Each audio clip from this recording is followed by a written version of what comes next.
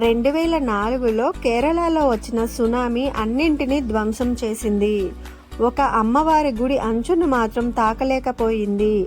ఆ అమ్మవారు ఎవరో కాదు, కట్టిల్ మొక్కతిల్ భాగమతి అమ్మవారు. స్థల పురాణం ప్రకారం అమ్మవారు అక్కడికి మొసలిపై వచ్చి స్వయంభుగా వెలిశారట. ఆ అమ్మవారే అక్కడ స్వయంగా దీపాన్ని వెలిగించారు. అది ఇప్పటికీ కూడా వెలుగుతూనే ఉందని చెప్తారు. ఒకసారి ఆ గుడిలో ఉన్న ధ్వజస్తంభం నుంచి గంట ఒకటి కింద పడిపోయింది.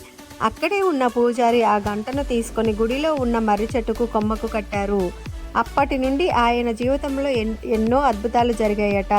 ఇప్పటికీ కూడా అక్కడికి వెళ్ళిన జనాలు కోరికలు తీరడానికి గంటలే కడతారు. అమ్మవారు చాలా మహిమ కలవారని అక్కడ కేరళ ప్రజల నమ్మకం.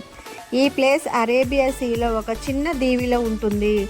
అప్పట్లో కేరళ రాజు అయిన మార్కాండవర్మ ఇక్కడికి వచ్చి అమ్మవారిని నమ్మకంగా పూజించారట.